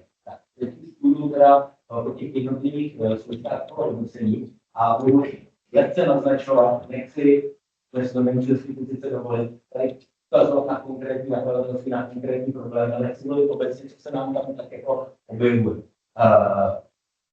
Teď vlastně máme dvě platná RVP. Máme RVP dokument švédský bylo 2021, 2023 revidováno. Máme RVP 2024, které teda zase bude nějak upravovat podle toho, co ministerstvo naposledy stalo. Takže ty učebnice se v současné době podle tady jednou kuriku. Podle toho původního a podle toho nového. Teď se teda dělá to, vždycky nakladatel musí říkat, jaké kuriku to chce posoudit.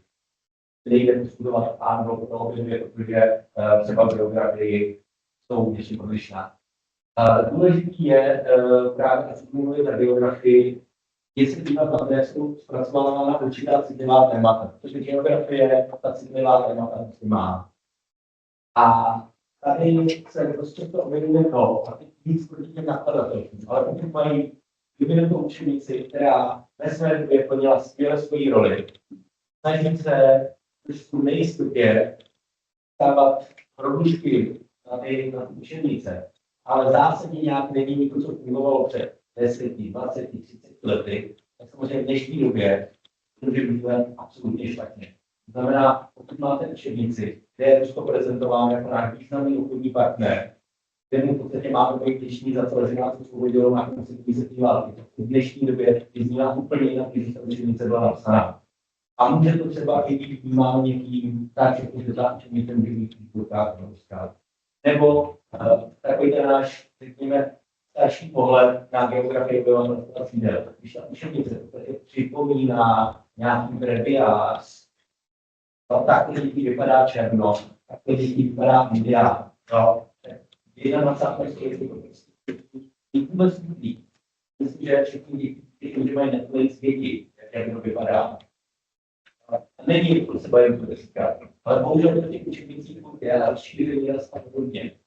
Takže říkám, to by to říkalo, určitě to by mělo svůj váhu, svůj důvod, ale je naraz. Já se omlouvám, já jsem antropolog a už se nepoužívá resta, ale klastr, protože se liší geneticky. Je to variabilita jen tak. Jo, právě učebnici se stále na jenom z vás se vysvětlit, čemu ta názví. Jo. Ale jako praktikum já se to vysvětlu, ale jak se těch volta je to lepšího. Takže ty učebnice se svým způsobem potom můžou dostat i do rozporu nejenom si školským zákonem, ale i s ústavou. Pokud je to tak, pokud nějak opravdu jako nešťastně. Kdyby jsem se s tím pak setkal. Tak, další, co tam člověk posuzuje, je ta odbornost. To nejenom teda v té textové podobě, ale zároveň i vlastně v té grafické podobě. Takže silnou stránku geografie je práce s mapama, práce s nějakým obrazovým materiálem, nějakými vizuály. A tady to prostě úloha, jak jste tady se mohli vidět, kolegy Petra, který vám ukazoval mapu Česká. Jo, že postrádala takový základní náležitosti, jaká může nakladatelé, to jsme řekli, že to jako jednodušší přiblížit. Ale pak po těch dětech chtějte něco v rámci výuky muziká kartografie, na které se by mahnutí vlastně postarovala a udělala něco, co vidí učeníci, a to nedává smysl. No, takže je potřeba třeba té geografii tady to všechno hledat. Já myslím, že už se taky podíváte do učení, podíváte tady, kde jsou tam mapy, které máte určitou cestou, že mají ty rezervy. Zároveň se práce s barvama dostatečně problém, nebo co díky tady Jiřímu Šmídovi, s Technické univerzitou si všímám, že postrovní mapy české jsou strašně nebezpečný. Když tam máte do ten úřad české, kde to znamená ostrov, tak na tom hrdnice má je prostě zase ta bílá stránka. Což není úplně dobrý na chápání toho propojenosti. Takže to je zase další věc, které se musíme vyjadřovat, kterou zase ta geografie má velmi specifickou v tom, že dost často se tam objevuje, a to zase tady ukázal dobře, ten grafický balast. To mám téma nějaký, tak tam dám nějakou víc než tady a zbytečně ta práce stránka, která by mohla velmi dobře sloužit pro nějakou práci s obrázkem, porovnávání a podobně. Nicméně nemůžete kvůli tomu zamítnout doložku jenom protože je tam traktor místo toho, aby děti porovnávali dvě plodiny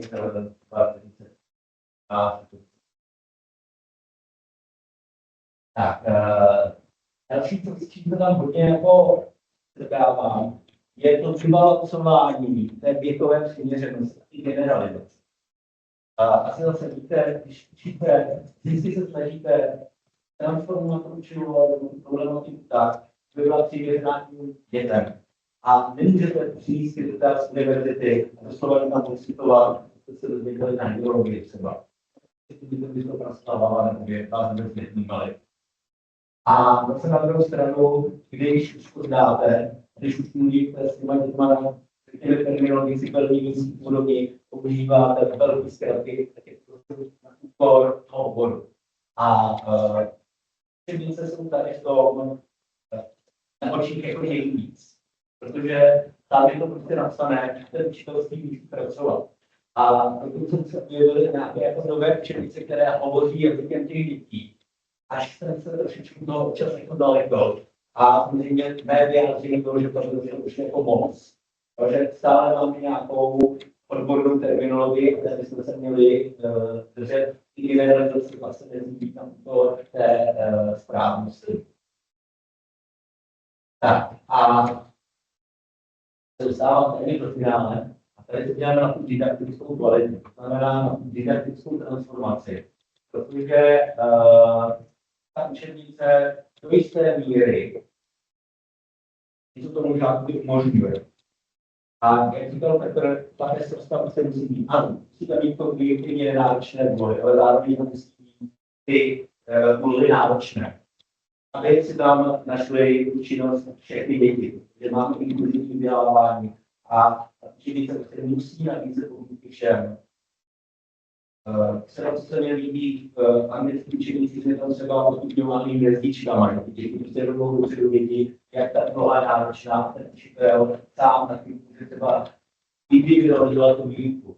Zároveň ty úlohy je těžké jako vytvářet, takové byly se tam kontrolovali a zároveň byly formativní. Aby ta odpověď byla vyžadována natolik složitá, že ten učitel může dát nějakou formativní styku, ale ta učebnice dát nemůže. Učebnice prostě nemůže dát esej nějakou způsobu. Zatímco přirodování Ačko, Bčko, vrázku může. A zároveň ta učebnice, a zase myslím s tím, co říkal Petr, tím obrazovým doprovodem a podobně, aktivizuje ty žáky, to znamená, když je zaujme, ty žáci jsou schopni s tou učebnicí více jako pracovat. A to je zase věc, která se posuzuje velmi obtížně, protože na to nemáme žádné tabulky, na to nemáme žádný podporný systém, aby to prostě zavolalo do díky úlohám a říkal, takhle je to správně, tady se vstupuje do hlediska na, bych to řekl, individualita toho recepta, který prostě, když je to odborník z praxe, z praxí, ví, nakolik ten poloha nebo to didaktické zpracování v té věkové skupině obstojí. No a tady přichází si ten největší problém, že my máme kurikulum na cykly. My máme kurikulum první a pátá třída, 6. až 9. třída. Učebnice jsou většinou psaný k ročníku, ale nejsou závazný. Takže když si vezmete, jak se kognitivně vyvíjí dítě od 6. do 9. třídy, když je doporučení, že ta učebnice je pro devíku, ale vy tematicky dáváte do šestky, tak zase musí fungovat. Ta učebnice musí být bohužel napsaná tak, že zvládne jak 6. tak 9. protože ten ročník doporučení je jenom doporučení. Nic víc. O což to vlastně ty nakladatelé mají. Tak, a tady jenom jsem si dal, jak to dělám, když na tom pracuju, protože podívám se na ten problém, řeknu si, je to zásadní problém, nebo je to jenom doporučení. Přesně musím teda říct, kde se to nachází, když je tam prostě hodně, tak už jenom člověk dává ty příklady a jako správný recenzent bych měl tomu nakladateli nabídnout, jak by se to dalo udělat jinak, ale zase nesmí to být závazné. No a úplně na závěr jsem chtěl zamýšlení, že vlastně všichni víme, že tím zásadním faktorem kvalitní výuky je učitel. Takže sebelepší učitelé, sebelepší učitelé nenáhradí toho učitele. A ta učitelce, jak tady říkal prostě Petr, by měla být velmi funkční doplňkem výuky. Měla být tak pestře napsaná, aby mohla být prostě učitelé tím tankem, tou zásobárnou těch nákladů, který jim takhle záhodně kráví s sebou a zároveň by měla pomáhat tomu učiteli, který si třeba není jistý, nebo od nějakých důvodů to ten obor neovládá, aby byl schopný co nejkvalitněji vyučovat. Tak já vám děkuju za pozornost, pokud mám dotazy, nějaké.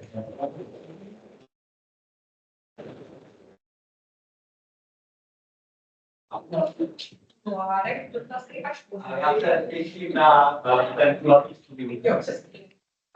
Samozřejmě dotazy budou následně, ale já bych chtěla moc děkujeme i pozvat našeho vzácného hosta, pana magistra Jana Mrcutu, programového ředitele Eduinu.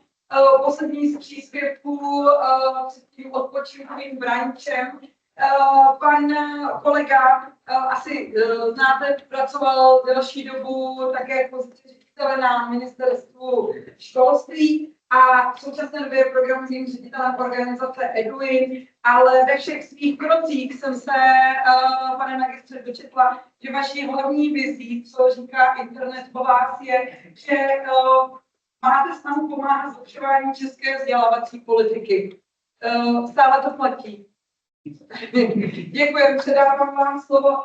Dnešní příspěvek na téma role učebnic v českém vzdělávacím systému. Moc děkujeme. Dobrý den, já budu trochu jinak jít to svoje, nejsem odborník, učeník. Spíše vycházet z mé zkušenosti na ministerstvu školství, kde jsem byl ředitelem mojí odboru, který právě třeba zahajoval reformu regionálních příkladů učitelů, protože tady nejsem poprvé, a chci ocenit právě, že učitá fakulta tady tím progresivním hráčem té reformě a s váma spolupracovat. Teď jsem přišel do vzdělávací organizace Eduin, která je informačním centrem o vzdělávání a obsluhem vzdělávací politiky. A Eduin má takový produkt, jmenuje se to audit vzdělávacího systému, že jednou ročně analyzujeme různé otázky vzdělávací politiky. A tento rok, děláme to v březnu, tento rok si moji kolegové, ještě než se na to vybrali téma právě učebnic. A učebnice, tím mám vstupovat stát. A o to nám může být, protože jsem ten stát ještě v rámci zpátky neprezentoval. Ale nereprezentuju, takže o tom můžu mluvit otevřeně. Zajímavé samo o sobě je, že Eduin prostě měl potřebu tohleto téma uchopit. A na prvním slajdu, to je slide toho auditu, proč na věcí záleží. Ta motivace, proč to Eduin dělal, je, že má lekcí názor tvůrců naší vzdělávací politiky je, na učenicích moc nezáleží. A myslím si, že já si také myslím, že to jsem vystudoval super, také myslím, že na učenicích extrémně záleží. lépe vysvětluje já proč. Tady jsou nějaké důvody jako systémové. A ty, co jsem to změnili. Čili se třeba je následem zažití nějaké rovnosti do vzdělávání. Žáci 20 letů. Není dostávám zdarma. Je to něco, jaká pojistka, pokud žáci se něco moc dostává, když aspoň věcí, tak je musíme. Co je velmi strašně důležité je, budu to ilustrovat na kdo z vás neví, kdy má svátek. Tady kdo neví, jaký den by měl svátek. Já vím také.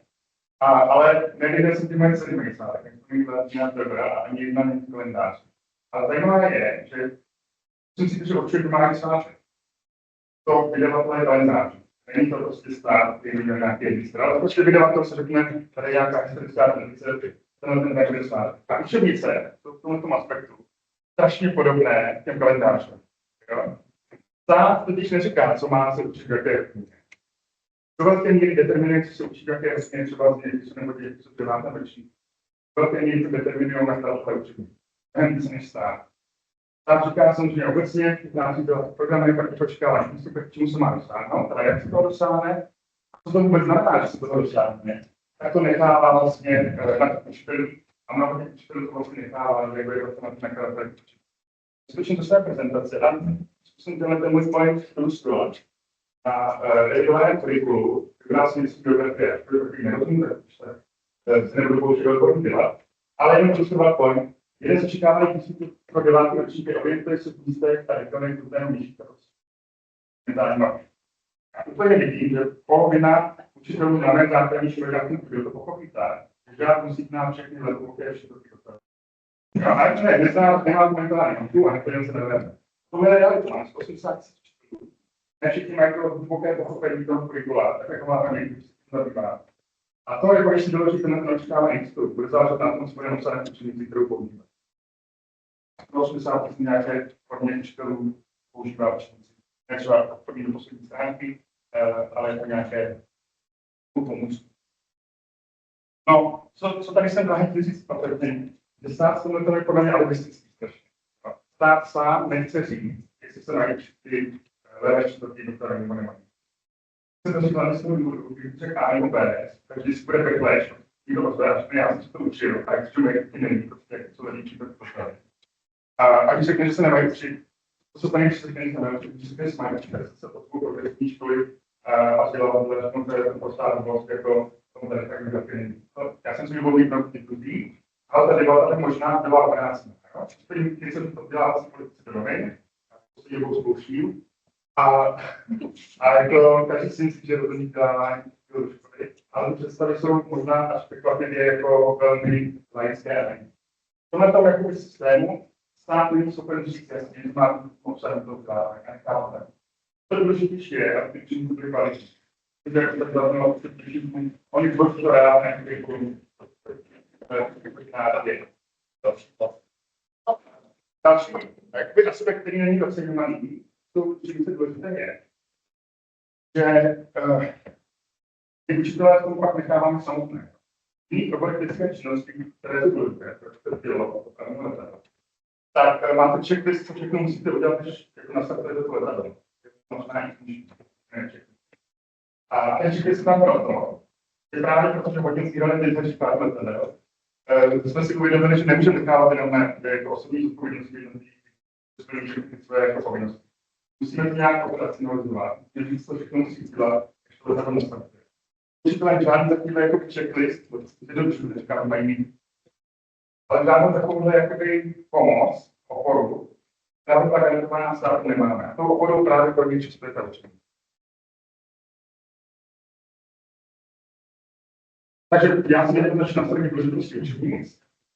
Mohou mít samozřejmě svá úzkání, ale na ty se třeba ty kritici hodně zaměří a proto říkají, že učení vůbec nemá smysl. A myslím si, že je potřeba vědět do těch úzkých, co je překonávat. Například pomalá odměna učenických fondů, může zajít financování. To samé potenciální finanční náklady. Taková minimální díky může být lepší proces toho doložkování, lepší komunikace, záměru státu, ohledně technických vypadá. Výzkum učebnic. Vlastně mě hodně překvapilo, že to není nejhorší hlavnější téma pedagogického výzkumu.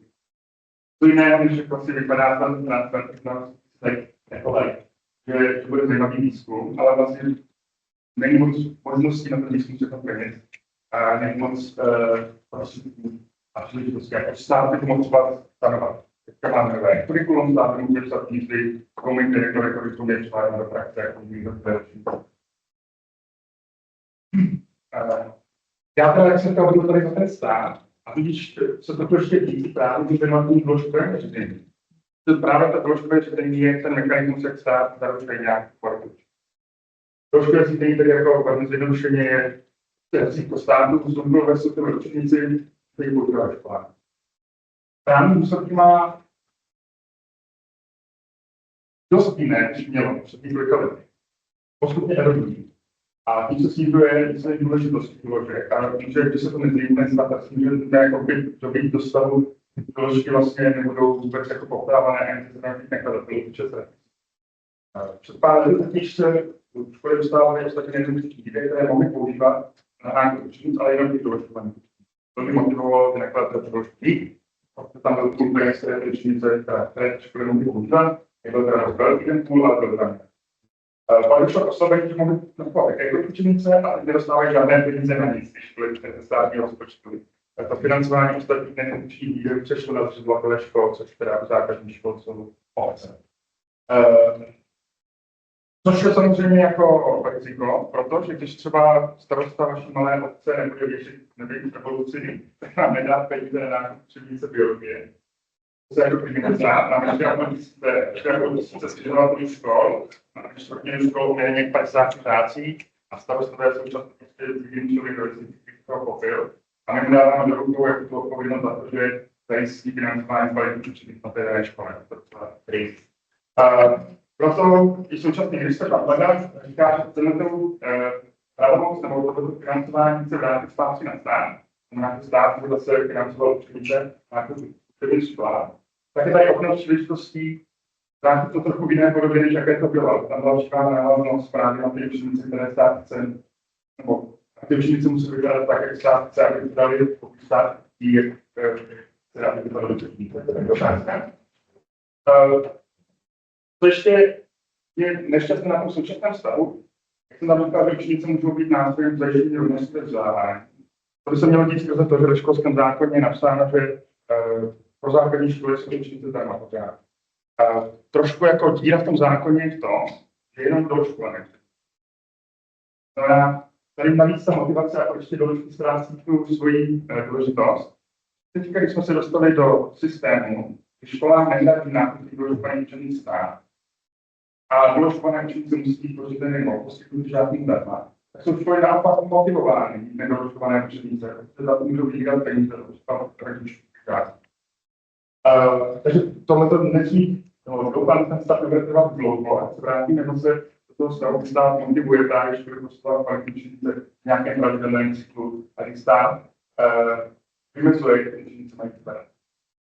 My jsme právě ten samotný doložkový systém, on se hodně zlepšil, ten podpůj, to se právě díky Národnímu projektovému institutu, ale neurčitě prací. To my jsme identifikovali jako státní, tady ten onen podíl, to jsme identifikovali jako doporučení, je právě posílit ještě kapacity státu, že tam doložkové řízení. Což se teda stal pravý opak mezi tím, že stát chtěl už 4 miliony korun a tak se škrtal vlastně rozpočet na to, jak doložkové řízení má vypadat, snížil to počet těch recenzentů na jednoho jenom. Což je strašná jako hloupost, že představí na tom nemyslí. Ty učenice, i když jsme jako si nemuseli, jak mají tak velký dopad, tak přece jenom velký dopad mají. My rozpočet regionálního školství je asi 250 miliard korun. Šetřit milion korun na tom, aby fungovalo méně efektivně, je určitá jako nehospodárná pomoc. Kdybychom ušetřili, kdybychom investovali 10 milionů ročně na kvalitu učebnic, na zajištění kvality učebnic, tak je to dobrá investice. Stát to bohužel nedá, protože já to koukám jako z toho učebního hlediska, tady musím škrtnout nějaký učebníka a se ním všem to potřebuje, je to velmi neprostředitelné. Takže reforma toho doložkového řízení, a když jsme jako stát skupoval žít, to nebylo jako, a když mi pošlete vlastně v tiském učebnici, tak já vám všechny, že je celá špatně, to je asi pozdě. A tady byl nějaký dialog. Já mám zkušenost na odboru, když jsem byl na ministerstvu, měli pod sebou akreditování vzdělávacích institucí, průběžné nebo další vzdělávání pedagogických pracovníků. A to už jsme ten jako proces změnili. Já myslím, že teďka je hodně kooperativní, že říkáme do všech lidem, to, nebo dáváme standardy, jak to nám připadá, komunikujeme s nimi už ty záměry, ne ty konečné výsledky a spolu vlastně i s těmi žadateli tvoříme, jak bude vypadat ten konečný produkt a pak to teda formálně kontrolujeme a dáme to do nebo dáme mu tu akreditaci, kterou je dělat. Podobně jsme to dělali právě i s fakultou psychologických učitele nebo ministerstvo školství, jak někde jenom ten. Podobně by mělo vypadat právě jako úzká spolupráce s těmi nakladateli, aby o té kvalitě se mluvilo dříve na konci. To je právě ten další problém, že standardy kvality nejsou moc jako ani standardně ten obsah vlastně. Ten obsah jako nevím, budu rád, že se poslechnu tady během branče, činnost nakladatelů, kdo zapojí do DVP. Legislativně samozřejmě ošetřit financování učebnic, to jsem zmínil, pokud bude možnost to přenést zase na stát, dělat nějaký třeba mechanismus, kdy školy dostávají peníze na obnovu svého učebnicového fondu a nemůžu je použít na něco jiného.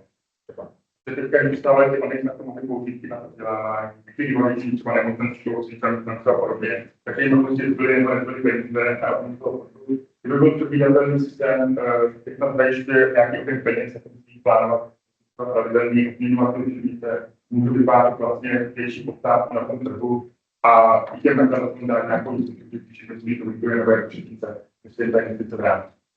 A čtvrté doporučení je spolupráce a výzkum. Ten obecně jsem pochopil, je poměrně složité na to peníze, takhle aplikovaný výzkum a stát by mohl tady jako pobídky dělat, nebylo by to drahé, pak by se těch 250 miliard, prostě jedno desítky milionů, které by stát dedikoval na to, jsou jde prostě to pak konkrétní učebnic na revizi kurikula. A tím by jednak jako dospěli k tomu, že budou mít lepší učitele, protože se budou mít nějaké poznatky a sekundárně efektivně jsme podpořili výzkum didaktický obecně, vše slavé místo si myslím a vlastně celá revize RVP podle mě hodně ukazuje na to, že je se shoda, nebo tady jak koncentrus didaktiky, který vytlačil na tu téma RVP, bylo to už tak, co si řekli, no 20 let máme jedno, a takže jsme se měli změnit a pak jsme hledali, proč budeme měnit. Takže posílit didaktický výzkum a komunitu každý, která se jako počítá na celý komponent na jednotky lidí, tak posílit třeba i disciplináce, tak něco je také dobrá investice. Protože jinak pak budeme mít učitele, ale budeme mít vedoucí vzdělávací politiku, protože stát může mít ministerstvo, protože nemůžou přát RVP nikdy. Musí to přát odborníci a my máme relativně málo. A i když zpochybňujeme jejich kvalitu, tak vždycky, když máte komunitu, tak to vede k lepším výsledkům. Tady ještě jenom se vrátím, už taky zmínil předřečník, když ta problematika RVP, ale jenom se mít učení, které jako sedí na opět dvě současnosti budou platné podoby základu programu. Tak to se s tím nedá dělat, s tím ten zákon jakoby počítá. Naše obava spíše, jestli jako do té doby, kdy ty školy naběhnou, budou muset naběhnout na nějaký zákon, tak jako nebudou mít podporu a říkám to testrem, a je to velká škoda, že stát to by to jako nepovídal. Zároveň, když se to může to protestát, právě neměl konkrétní přípravu o tom, které to vypadá. Podoba jako nebyla vypsutá, ona nemohla být, to je nějaký proces. A to nebudu už komunikovat s politiky učebnic. Ještě vlastně obecně trošku jako hodně povídání o tom kontextu mým konkrétně, ale někde než akademický půdě. Ta nedůvěra učebnictví na straně státu podle mě hodně pramení z toho, že z toho historického kontextu České republiky. Tam měli před rokem 89 celá centralizované školství, ať už to ostalo státní, jak to podobně. A věděli jsme, že to je špatné. To prostě omezuje kreativitu těch lidí a možnosti škol se to ostalo. To bude 90. let, ještě úplně na druhou stranu toho spektra, protože vůbec jako nemusíte plnit orgány standardní, protože zákonem 1945, ale třeba v nebo 90. letech byl přijat zákon o soukromých školách, financování soukromých škol. Máme velmi pluralitní vlastně systém teďka. Máme velmi obecně vymezené cíle vzdělávání a naším vzděláváním k tomu je možné dělat skoro cokoliv. Srovnáme to s Finskem nebo s Německem, tak ti vám nevěří prostě, že říká, že tady nemáme daný to, jakým ročníku se má učit. Ani v tom Finsku.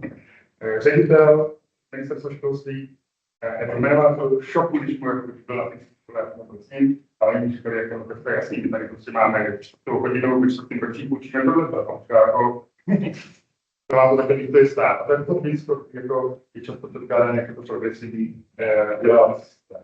A my jsme jako šli z toho, že jsme diktovali úplně jako dopodrobna do toho, že jsme vlastně neříkali nic a pokojili jsme se s tím, že řekneme, jaký máme ten výstup. Když jsme to trošku algoritmicky hodili na ty školy, jak bude vypadat ten proces a obsah. Výsledkem je, že máme excelentní školy, jako vyloženě máme i alternativní směru, kterou je nosný a myslím, že to z hlediska třeba rodiče, který je aktivní a zajímá se o vzdělávání, tak ten systém je dobrý, když je vedlejší městě například. Takže si může vybrat ten jako konkrétní školu, ten konkrétní produkt, který mu vyhovuje. Ale pro většinu rodičů, kteří se neorientují, a pro část rodičů, kteří ani nemají možnost se orientovat, nebo nemají ten, na menší obci, tak pro ty to bylo spíš horší, protože ta průměrná úroveň těch škol se nezvyšla. Ty excelentní, kteří uměli pracovat tu svobodu, jsou excelentní, a ty, kteří tu svobodu pracovat neuměli, tak spadly ještě jakoby níž, než ty regionální co mají dělat. Takže to je to riziko, že to je jakoby nerovnosti, protože záleží, kde přijde, jakou školu volíte, a my jsme mezi zeměmi jedni z největších řečníků v tom, že se nám hodně liší vzdělávací úroveň žáků podle toho, na jakou chodí školu. A to je myslím, tohohle. A jak k tomu předejít, tak právě učenice může být tím nástrojem, že dají tu nepodkročitelnou úroveň, dají nějaké základné těm učitelům, kteří jako nebudou chtít přijímat svoje jako nebudou chtít, nebo nejsou třeba schopní, nebo ochotní, že to potom jako toliko na ta školy úrovní má vypadat. To je také myšlenka těch modelových školních vzdělávacích programů. Ale aby byla naplněná ta myšlenka, tak ty modelové školní vzdělávací programy musí být zcela konkrétní a použitelné pro tu školu, pro konkrétní tu rovinu prostě nebo čtvrtou, kde prostě je tam tematický plán. Nemusí být plán, ale musí být tam provazba na ten tematický plán, ty konkrétní obsahy, které učí pro konkrétní hodiny.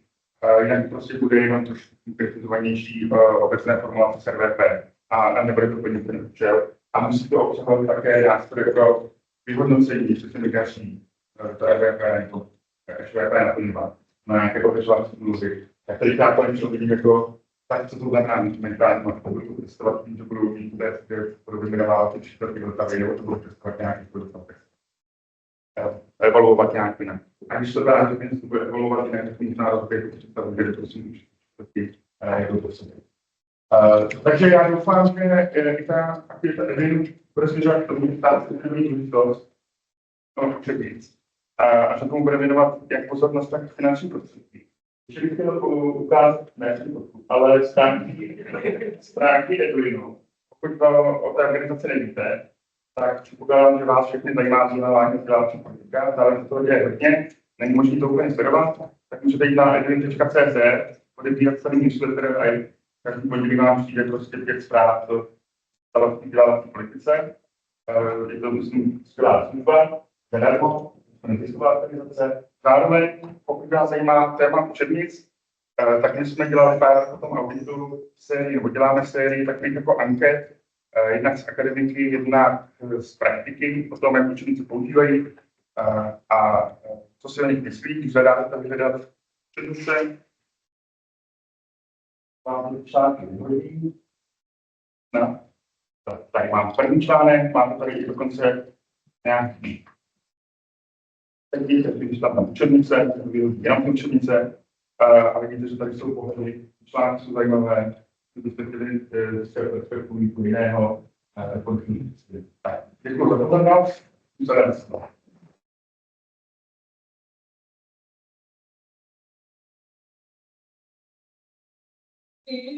další krásný příspěvek, teď jenom pár organizačních informací. Já moc děkuji, že jste vydrželi, je tu opravdu horko.